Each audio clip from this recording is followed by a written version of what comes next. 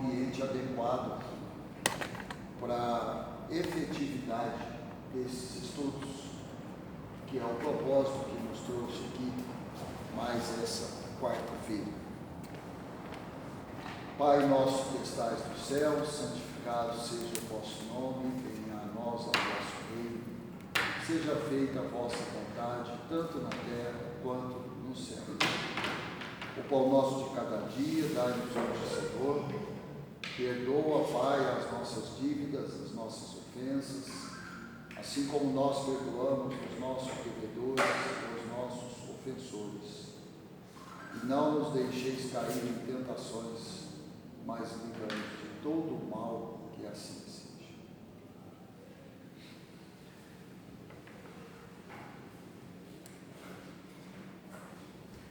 O céu e o inferno, segunda parte. Nós estamos estudando os exemplos, no capítulo 5, sobre os suicidas. Então, são as comunicações daqueles irmãos que abreviaram a existência e nos trazem aqui as suas comunicações para a nossa reflexão, o nosso aprendizado, e nos esforcemos para não executar qualquer tipo de julgamento dos irmãos que assim procederam, né? As comunicações é para a nossa reflexão, para o nosso aprendizado, para a nossa vigilância para conosco e aqueles que nos são caros, né? Nos são próximos. Boa noite. Então hoje nós vamos falar sobre a comunicação em duplo suicídio, por amor e por dever. Acharam aí? Duplo suicídio, por amor e por dever. Certo? Capítulo 5. Segunda parte. É de um jornal de 13 de junho de 1862,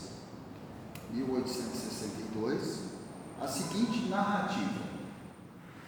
A jovem Palmira, modista, residindo com seus pais, era dotado de aparência encantadora e de caráter afável.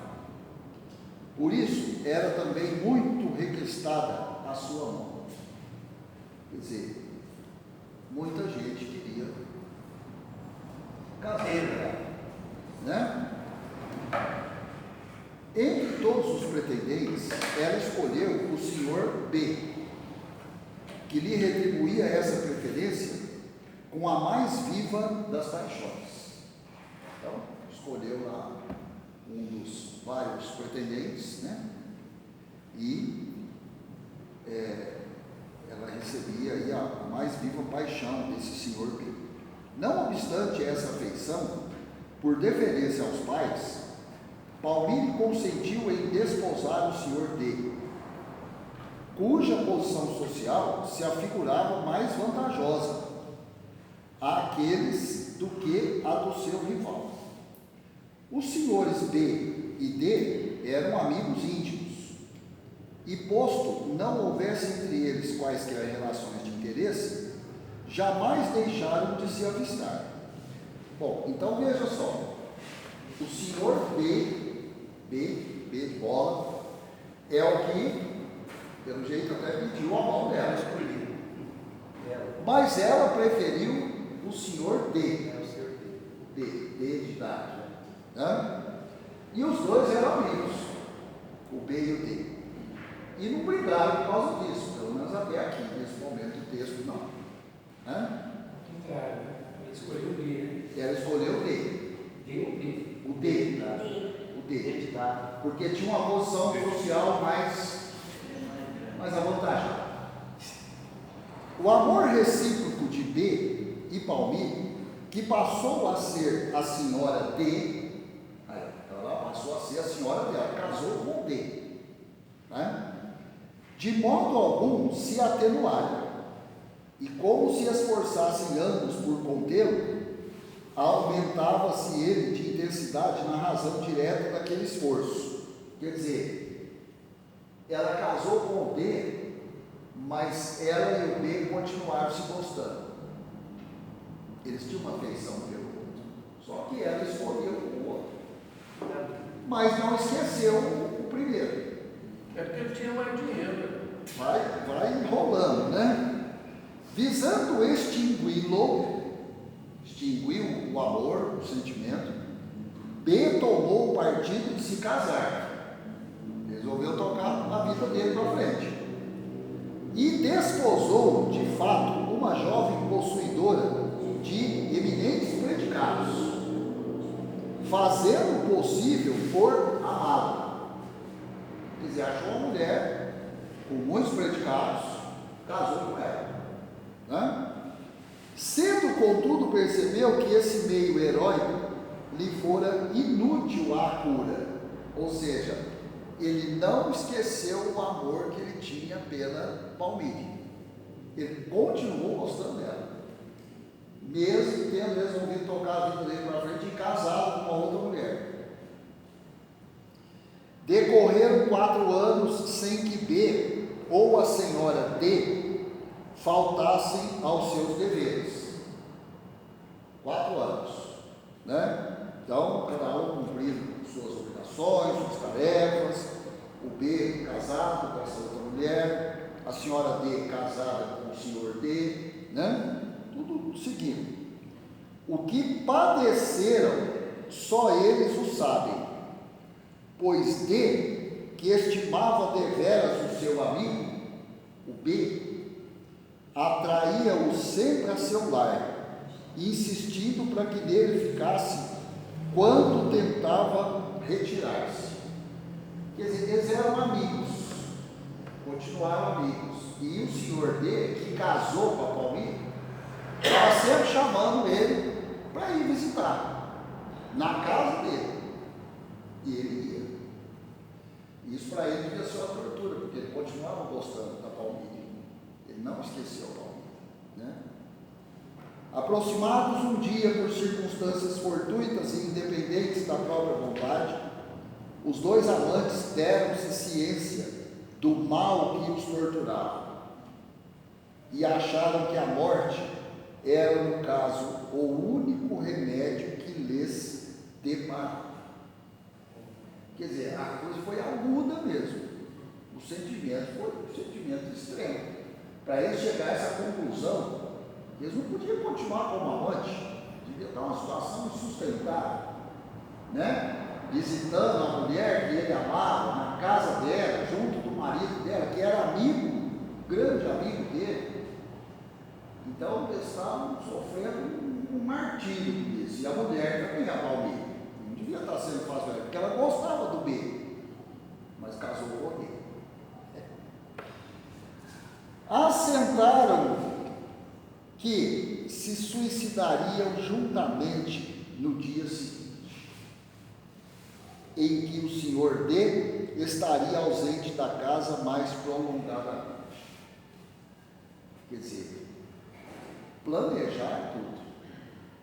Planejar. Quem se suicidou? Os 2 homens? Não. A Palmira e o B, os dois que se gostavam. Os 2 amantes, né? Porque estava difícil a situação para eles. Cada um era casado. Feitos os últimos aprestos, escreveram longa e tocante missiva, explicando a causa da sua resolução, para não prevaricar. Escreveram uma carta justificando por que eles estavam dando fim à vida, os 2. Essa carta terminava pedindo que lhes perdoassem, e mais para serem enterrados na mesma sepultura. De regresso à casa, o senhor D encontrou-os asfixiados. Respeitou-lhes os últimos desejos, e assim não consentiu fossem os corpos separados do cemitério. Foram enterrados do jeitinho que eles pediram. marido da Palmini fez tudo. Mesmo, né? Aí sim, já certamente sabendo que eles eram amantes, né? Sendo essa ocorrência submetida à sociedade de Paris como assunto de estudo, um espírito respondeu. Então, numa determinada sessão lá em Paris, um espírito vai comunicar sobre esse assunto aqui. Sobre esse assunto. Os dois amantes suicidas não vos podem responder ainda. Vejo-os imersos na perturbação e aterrorizados pela perspectiva da eternidade. É aquela ideia que todo suicida tem, né? A punição vai durar para sempre. O que eu fiz? Que tamanho da bobagem que eu fiz? Vou ser punido para sempre. Né? As consequências morais da falta cometida lhes pesarão por migrações sucessivas. Olha o que o Espírito está falando. O peso das faltas cometidas vai se prolongar por migrações sucessivas. O que é migração sucessiva? Reencarnações. Muitas reencarnações. Eles vão pagar isso aí. Imagina que jeito, hein? Durante as quais suas almas separadas se buscarão incessantemente, sujeitas ao duplo suplício de se pressentirem e desejarem em vão. Completa expiação, ficarão reunidos para sempre no seio do amor eterno. Dentro de 8 dias, na próxima sessão, podereis evocá-los. O Espírito deixou esse recado. Daqui a 8 dias vocês evocam de novo, que eles provavelmente vão poder falar. Eles aqui virão sem se avistarem. Aí já é punição. Os dois vão comparecer na evocação, mas eles não vão se ver um ao outro. Porque profundas trevas os separarão por muito tempo. Como também eles vão ficar separados por muitas reencarnações. É a pena deles. Eles não vão se ver mais. E por o amor que um sentia pelo outro, essa é uma pena pesada. Você não vê mais quem você gosta, é uma pena pesada. Até para quem está encarnado. Imagina para quem já se encarnou. Aí vem a evocação. Evocação da suicida. Quer dizer, uma sessão mais chama a presença da suicida. Vedes o vosso amante com o qual vos suicidastes? Perguntaram para ela, o espírito dela. Você vê o seu amante? Resposta dela, nada vejo. Nem mesmo os espíritos que comigo erram nesse mundo. Ela não vê nada. É aquela descrição que nós já vimos em outras comunicações de estar num vazio, isolado, absoluto. Sem nada por perto, sem ninguém por perto. Que noite, que noite. E que véu espesso me circunda a fronte. Outra pergunta fizeram para ela. Que sensação experimentasse ao despertar no outro mundo? Resposta dela, singular. Tinha frio e escaldava. Tinha frio e escaldava. Realmente é uma sensação muito singular. Como assim? Sente frio e sente sendo escaldado? Escaldado é o calor extremo. Né? Tinha gelo nas veias e fogo na fronte.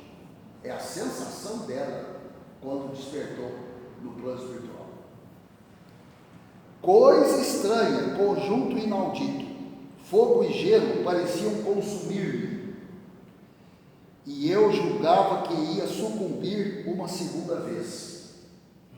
Quer dizer, era um suplício tão grande que ela achava que ia sucumbir novamente. Por que ela fala uma segunda vez? Porque ela então já tinha noção que ela sucumbiu ao se suicidar. Ela sabe que ela errou. Experimentais qualquer dor física? Outra pergunta fizeram para ela. Resposta dela: todo o meu sofrimento reside aqui. que quereis dizer por aqui? Aqui, o médico pergunta. Ela falou, todo o meu sofrimento reside aqui. Então, o médico pergunta, aqui onde? Né? Aí ela responde, aqui no meu cérebro, aqui no meu coração. É onde ela sentia o sofrimento. No cérebro, que é de onde veio a arquitetura de tudo que foi feito, e no coração, onde existia o amor pelo amante. É provável que, visível, o Espírito levasse a mão à cabeça e ao coração. Outra pergunta fizeram, acreditais na perenidade dessa situação? Ou seja, perguntaram para ela, você acredita que essa situação aí, que você está assim, isso vai durar para sempre? Perenidade? Vai durar para sempre? Ela responde, sempre, sempre. Ouço às vezes risos infernais, vozes horrendas que bradam, sempre assim. Outra pergunta, pois bem, podemos com segurança dizer-vos que nem sempre assim será. Pelo arrependimento obtereis o perdão. O médium fala, não vai ser sempre desse jeito, apesar de você achar, vai ser sempre perene, não vai ser sempre assim. Se você se arrepender, isso muda. O médium foi curto e grosso, nem podia ser diferente.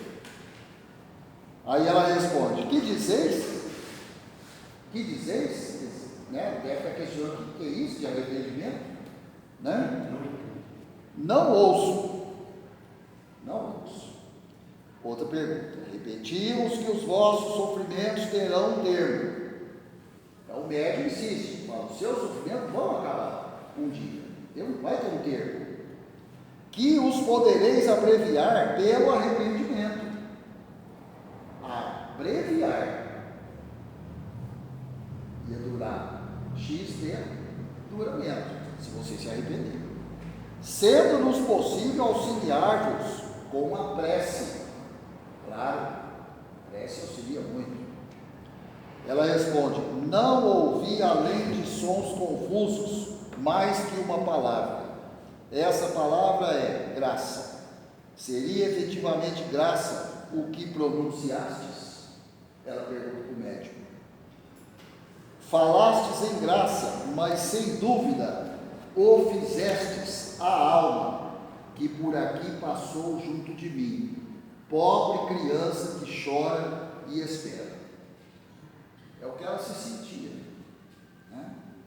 Uma senhora presente à reunião, nessa reunião que teve essa comunicação, declarou que fizera a fervorosa prece pela infeliz, o que sem dúvida a comoveu, e que de fato mentalmente havia implorado em seu favor a graça de Deus. Por ela, alguém nas preces pediu isso, para Deus ter verdade.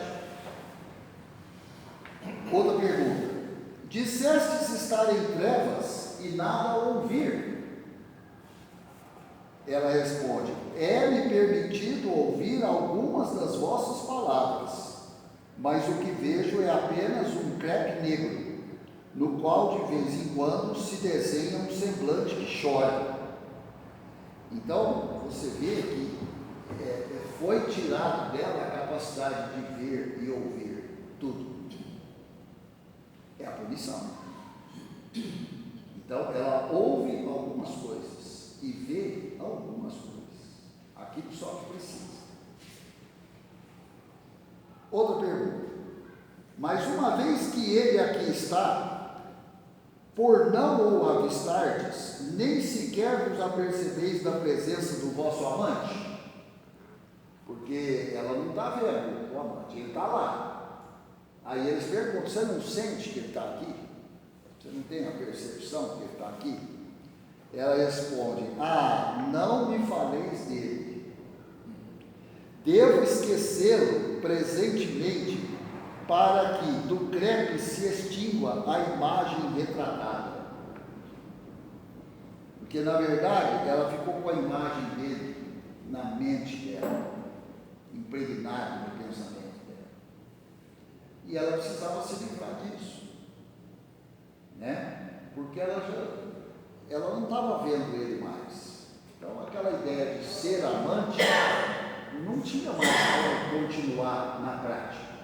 Isso aí era coisa só da Da matéria. Que imagem é essa? O médico pergunta para ela. Que imagem é essa que ela fala que vê dele?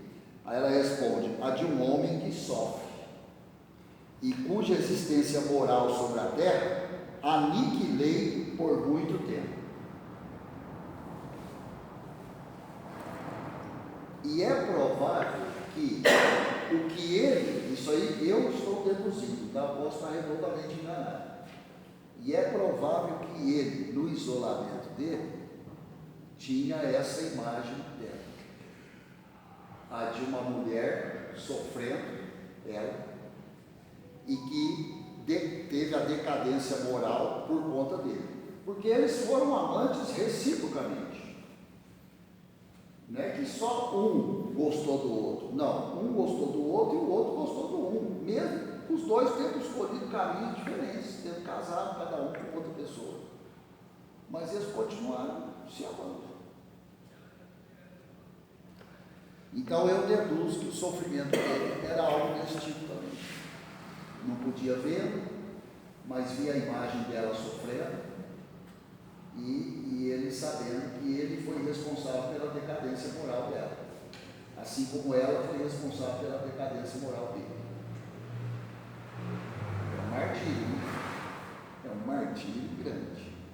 Aí tem uma nota. Da leitura dessa narrativa, todo mundo entendeu a história? Mesmo? O que era essa mulher que estava rezando por ela? Uma mulher que estava lá na sessão. Não, estava lá na sessão, presente lá, né? Deve trabalhar na sessão. Da leitura dessa narrativa, logo se depreende haver nesse suicídio circunstâncias atenuantes, encarado como ato heróico provocado pelo cumprimento do dever.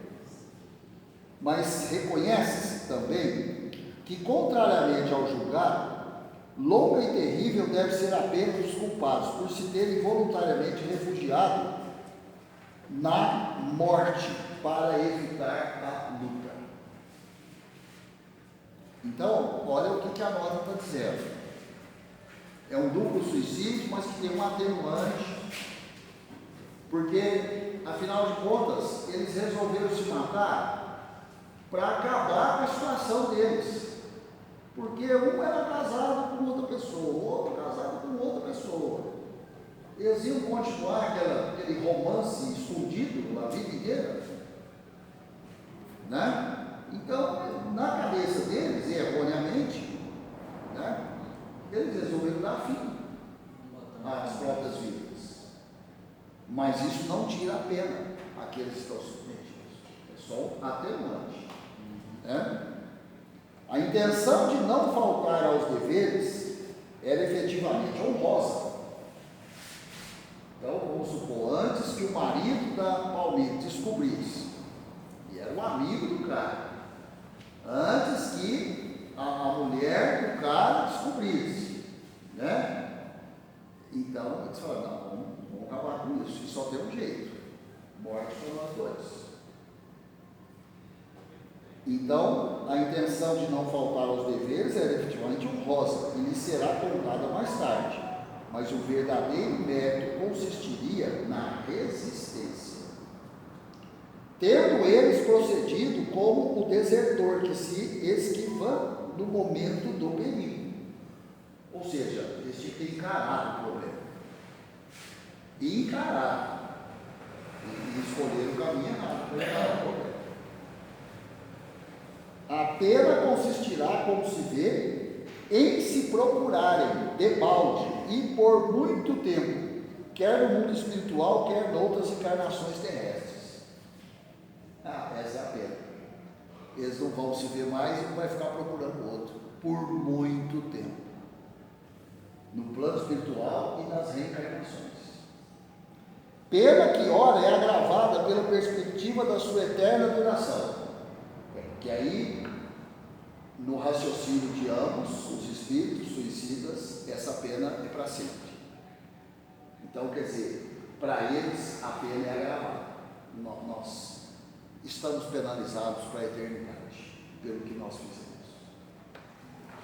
Essa perspectiva aliada ao castigo é eles não se verem mais, faz que lhes seja defeso ouvirem palavras de esperança que porventura lhes dirijam. Aos que acharem essa pena longa e terrível, tanto mais quanto não deverá cessar, senão depois de várias encarnações. Diremos que tal duração não é absoluta, mas independentemente da maneira pela qual suportarem as futuras provações. Além do que, eles podem ser auxiliados pela prece. Auxiliados.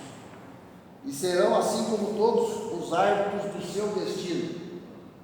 Como todos, somos os árbitros do nosso próprio destino.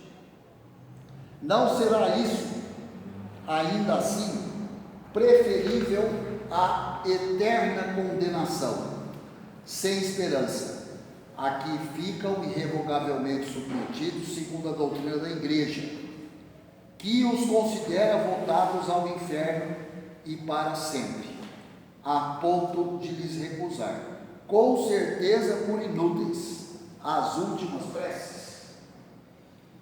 Quer dizer, não adianta rezar que estão no inferno. para a Igreja, eles recusaram, o suicida recusou as últimas preces, porque não deu tempo, né? Porque na Igreja ainda tem essa prática, né? Tem a oração lá, o cara já morreu, está lá só o cadáver, mas existe uma oração antes do sepultamento. Às vezes no próprio cemitério. É a extremunção. Né? É a extremunção. Né? A extremunção o cara está vivo ainda. Né? Ah, é? A extremunção ele não morreu, está nas últimas. Né? Agora, o suicida, então ele recusou as últimas preces. Ainda existem segmentos dentro da igreja que encaram com extrema dureza e radicalismo a questão do suicídio. Tem padre, por exemplo, que não aceita fazer oração nenhuma para suicídio. Não, você vai se entender com o outro. Aqui não. Você deu fim à própria vida. Não é aqui que você tem que conversar e receber prece. Eu não vou falar aqui onde é, mas você sabe. Nem toda a igreja é assim, mas ainda existe esse radicalismo, principalmente no interior. Eu lembro, por exemplo, lá em Garamina, lá na minha cidade natal, cidade pequenininha, né? Quantos casos o padre não aceitou esse suicídio. Suicídio, vocês orem por ele aí, aqui na igreja, fazer o quê? Isso está certo. Lógico. Assim como também não aceitava o segundo casamento. Não, você já casou? De novo aqui na igreja para outro casamento? Não. Então tinha tudo isso. E quantas histórias eu ouvi nesse sentido? Hoje mudou muito. Né? Até a faixa etária dos padres que eu vejo que tem passado por lá, um pessoal mais novo, com outra formação, com outra cabeça, outra mentalidade, né? Em relação, por exemplo, a método anticoncepcional, esses assuntos aí mais polêmicos. Então, aceita-se discutir um divórcio, mas houve um tempo que esses temas dentro da igreja eram terminantemente proibidos. Suicídio, então, esquece. A família se vira, chora sozinha, mas não vai ter oração na igreja. Então, é isso. Para quem já queimou um monte de gente viva, né? O resto é nada. É isso então, gente. Entenderam a história dos dois aí? Não tem paixão, hein? Tá vendo? A paixão mata. Mas não teve notificação dele. Hã? Não teve notificação dele. Não, dele não. Zero. Dele não, só Zero. dela. Tá. Estado civil. Só dela. Só ela que foi revogada.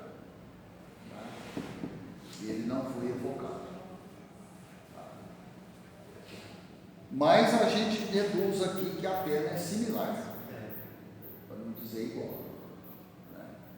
Porque eles cometeram exatamente o mesmo delito, os dois, perante Deus, né? É interessante essa história do suicídio. E olha, tem casos assim nos tempos atuais. Tem casos assim. Como é essa música aqui da igreja que fala? Dizem que foi verdade. Acho que não era nascida, que o casal que gostava, os pais não aceitavam, eles tentavam prender. Ah, é que morreram. Não, esse sertanejo. É uma sertaneja, né?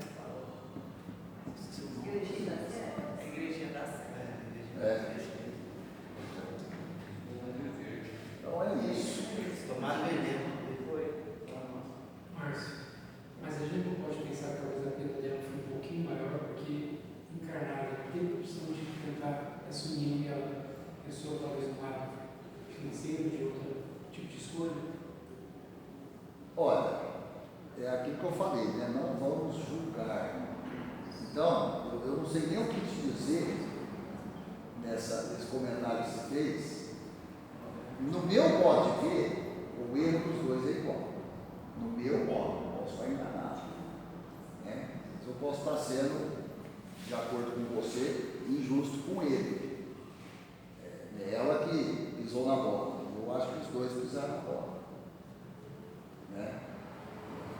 Porque num dado momento, ele tomou uma decisão. Ele falou, não, eu preciso esquecer essa mulher. Ela já casou com meu amigo, eu preciso seguir minha vida. E ele se apaixonou por outra mulher. E essa outra mulher gostava dele, deu todo o amor para ele. Mas ele casou com a outra e continuou gostando da primeira. Sendo que a primeira seguiu o rumo dela, casou com o amigo dele, né? Mas eles não, a paixão entre os dois não cessou, não foi casamento que acabou com a paixão deles. Você vê, cada um seguiu um rumo e eles continuaram ligados um no outro. Às vezes pode ser uma expiação, pode não ser uma paixão total. E se não tiver força Então, suficiente. e eles faliram, né? E eles faliram. Isso. É porque a gente não sabe os antecedentes, né, desses dois espíritos. Agora, como eu estava falando, você estava falando, eu estava pensando, agora de pessoas se nascer mãe e filho. Então, mas pelo que falou aqui, eles vão reencarnar muitas vezes e distante um do outro. E eles vão passar as reencarnações sucessivas, um procurando o outro. E aonde que está o suplício? Eles não vão se achar. E isso deve ser uma coisa terrível, você procurar uma coisa que você não acha. A gente fica desorientado, o senhor procura essa caneta e não acha, eu já fico nervoso. Falo, como que é só eu que ando com essa caneta, como é que eu não vou achar? Né? E procurar uma pessoa, então, que você foi perdidamente apaixonado por ela. É uma penalidade pesada. Às vezes pode ser o caso de muitas pessoas infelizes e casam com outras sem gostar. Às vezes ficam procurando por ele. Agora, como foi falado aqui, num dado momento, depois deles espiarem e tiverem se arrependido, eles vão se reencontrar e viverão juntos por a eternidade. Então, Uns 1000 anos. isso aí. Muitos até se arrepender, né? Tem que zerar. É isso. Então, cuidado com as paixões. Cuidado.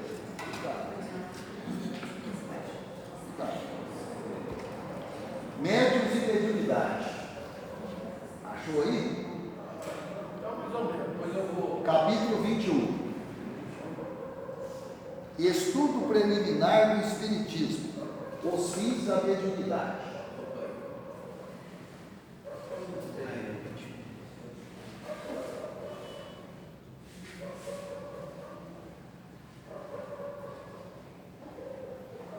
O estudo preliminar começa assim. Pode começar aí. Olha lá. 15, 17. 17. Os capítulos são pequenos.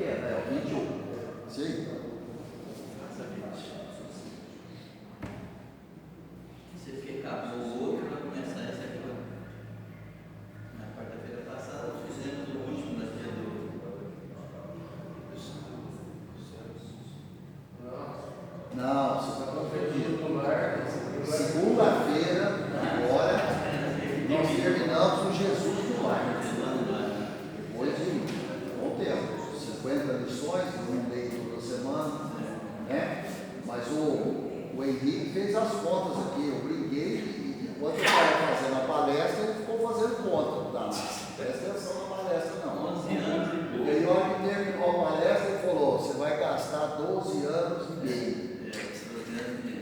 Se você ler toda semana, como você não vai ler toda semana, põe aí uns 20 anos você vai gastar para ler os 4 livrinhos. Tá? Então tá ótimo para ver. Espero que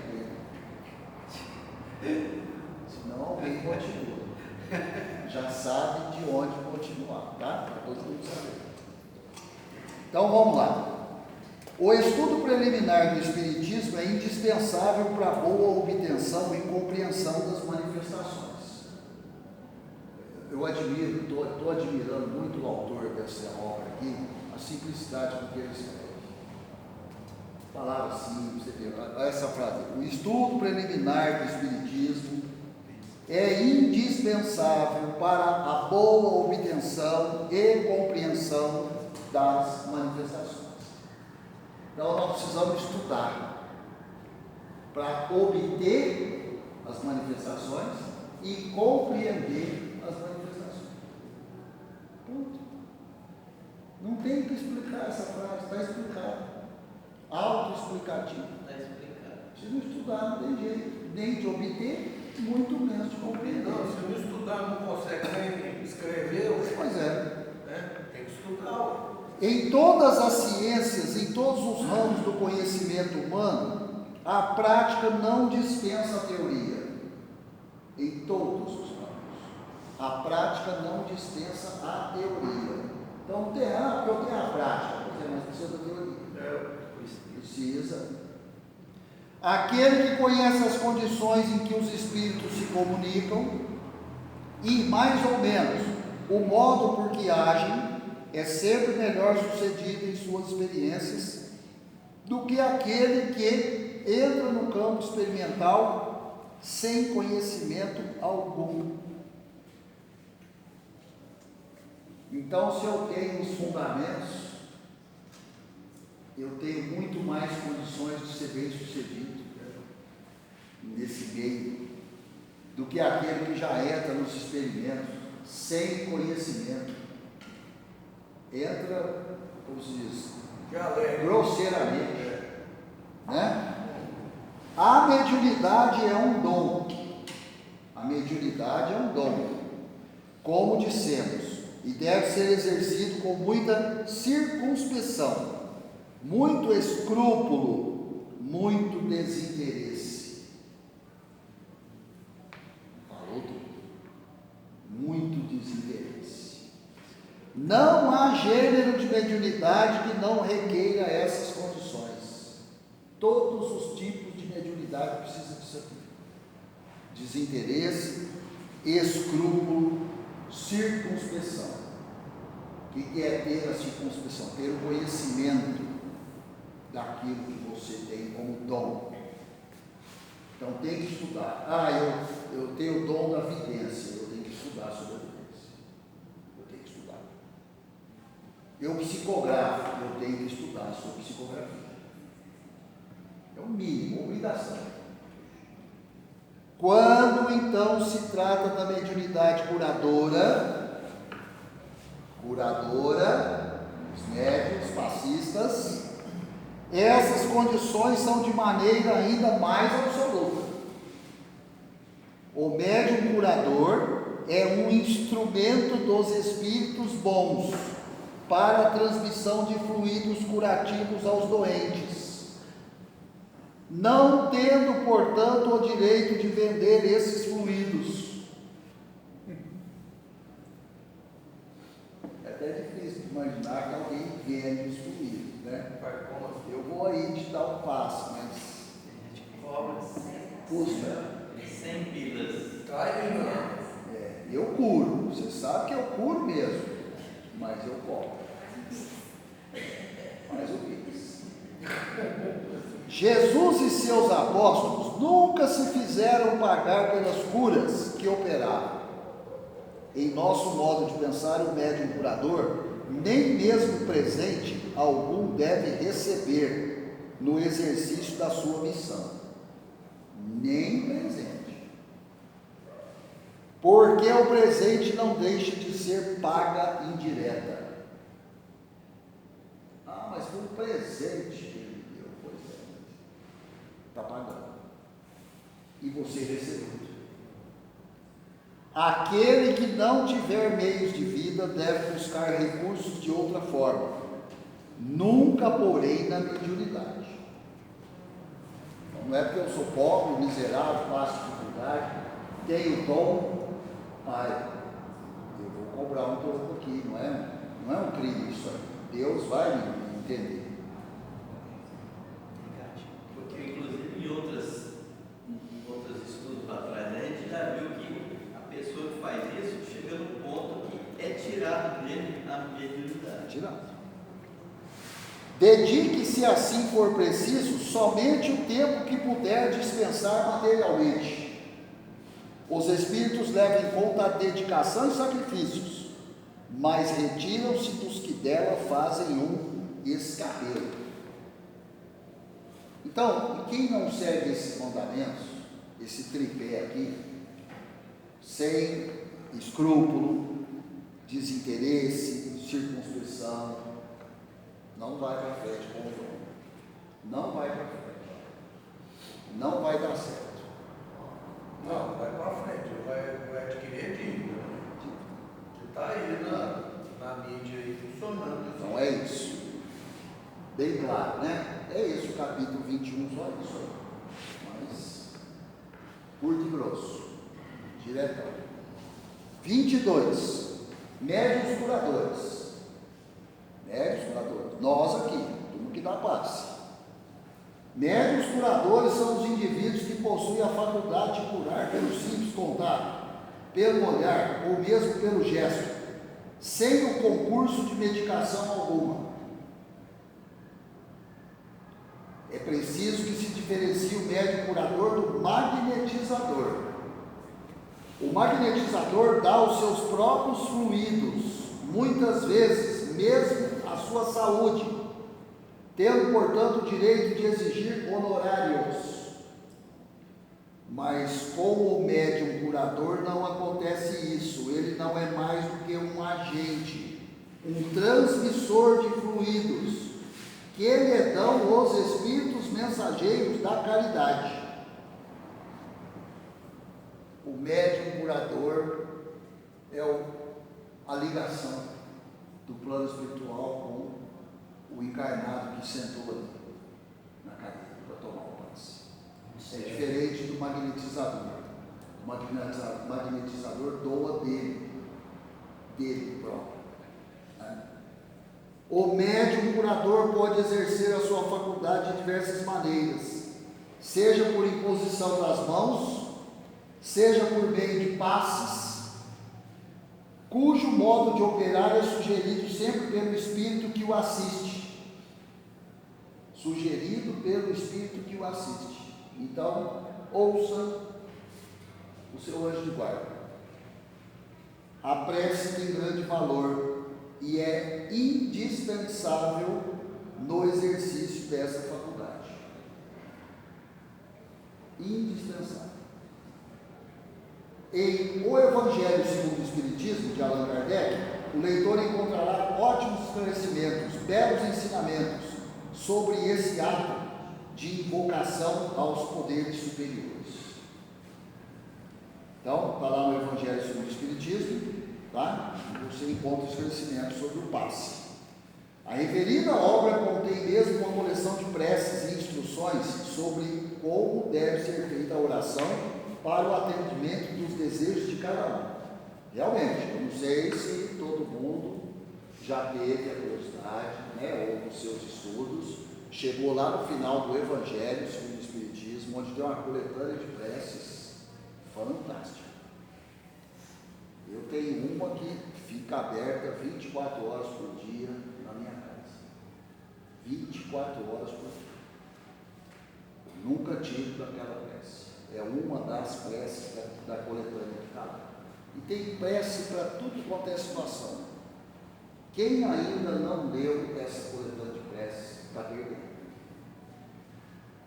Prece para todas as circunstâncias. Para você próprio, você ajudar o próximo, ajudar um desconhecido, para o que desencarnou, para o seu inimigo, para aquele que te odeia, para quem está triste, para quem perdeu um parente, para tudo. Todas as situações, impressionante. O suicídio. Para o suicida, todas as circunstâncias têm lá de prece. Eu tenho certeza que uma serve para você, se não mais de uma. Tá? Está claro que não há fórmulas para a oração, não há fórmulas, mas estas ditadas pelos Espíritos não têm outro fim além de instruir sobre o modo de como deve ser feita a prece. Por exemplo, lá tem a prece com uma reunião igual essa nossa aqui. O que eu falo aqui é mais ou menos sempre a mesma coisa, mas eu me inspirei na prece que está lá. Mas não é igual ao que está lá. Eu acabei